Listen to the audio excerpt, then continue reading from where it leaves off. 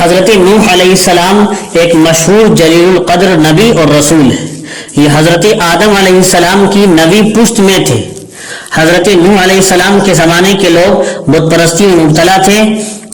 آپ نے ان کو ہر طرح سمجھایا، بت پرستی سے منع فرمایا اور ایک اللہ تعالیٰ کی عبادت کی دعوت دی.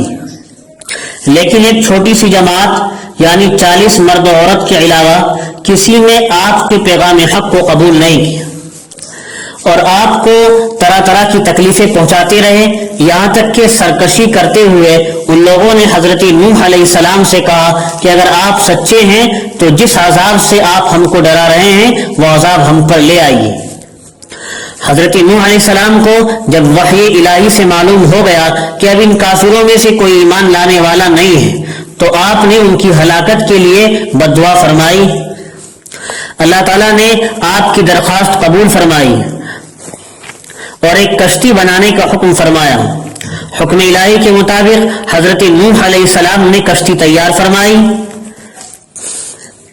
پھر پانی کے طوفان کی صورت میں اللہ تعالیٰ کا عذاب آیا. آسمان سے موسلادھار بارش ہونے لگی اور زمین سے بھی پانی ابلنے لگا، یہاں تک کہ خشک زمین سمندر میں تبدیل ہو گئی اور اس میں پہاڑوں کی طرح موجیں اٹھنے لگی.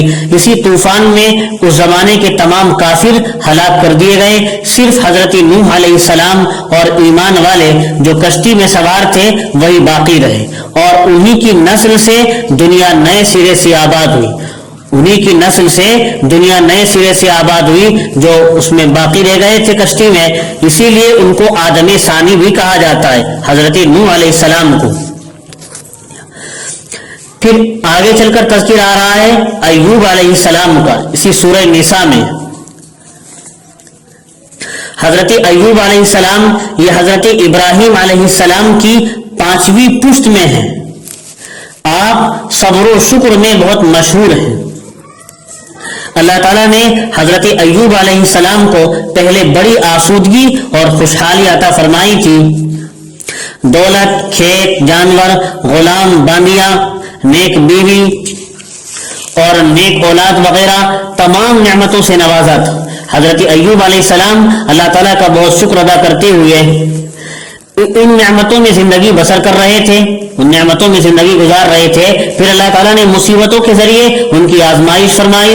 چنانچہ کھیت جل گئے، جانور مر گئے، اولاد بھی دب کر ختم ہو گئی، صرف آپ کی زوجہ محترمہ باقی رہ گئی. پھر آپ سخت بیمار ہوئے تو آپ کی وفا شعار بیوی خدمت گزاری میں لگی رہی. ایسی حالت میں بھی حضرت ایوب علیہ السلام نے صبر کا دامن نہیں چھوڑا اور برابر اللہ تعالیٰ کی یاد میں لگے رہے. جب آزمائش کا دور ختم ہوا تو اللہ تعالیٰ نے حکم فرمایا کہ زمین میں پاؤں مارو. چنانچہ پاؤں مارتے ہی ایک ٹھنڈے پانی کا چشمہ جاری ہو گیا. اسی سے نہاتے اور اسی کو پیتے. چند روز میں حضرت ایوب علیہ السلام پورے طور پر صحت مند ہوئے.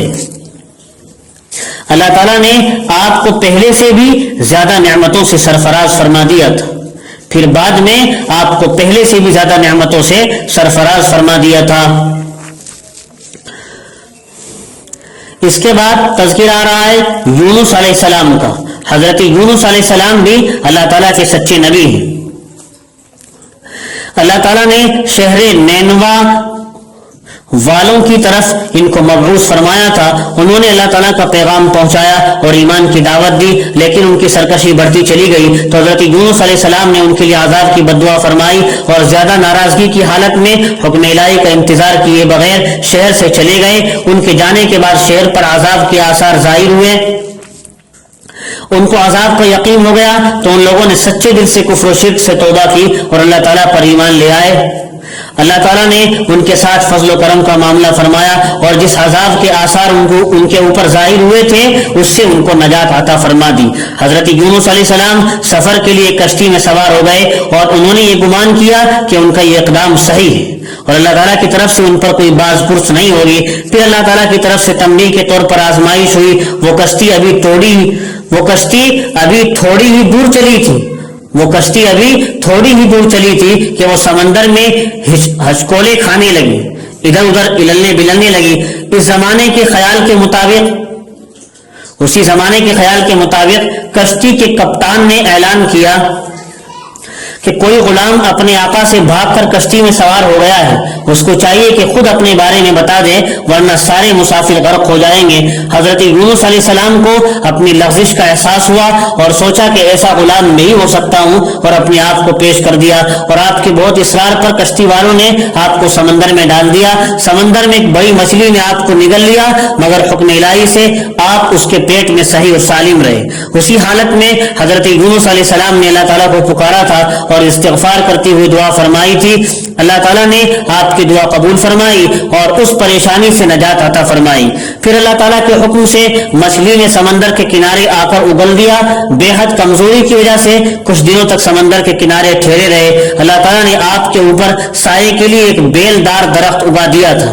صحت بحال ہونے کے بعد دوبارہ اپنی قوم کے پاس تشریف لے گئے۔ وہ لوگ آپ کے منتظر تھے، آپ کو اچانک دیکھ کر بہت خوش ہوئے اور حضرت یونس علیہ السلام کے ساتھ رہ کر اللہ تعالیٰ کی عبادت اور اطاعت کرتے رہے۔ انبیاء علیہ السلام کی کسی اجتہادی غلطی پر اللہ تعالیٰ کی طرف سے اگر کوئی آزمائش ہوتی ہے تو اس سے انبیاء علیہ السلام کی شان میں کوئی کمی نہیں ہوتی ہے، بلکہ اس سے ان کی جلالت شان اور عظمت مرتبے کا اظہار ہوتا ہے کہ وہ تقرب الہی کے اس بلند مقام پر فائز ہے، جہاں ادنا تغافل بھی، جہاں چھوٹی سی غفلت بھی باعث ناراضگی بن جاتی ہے۔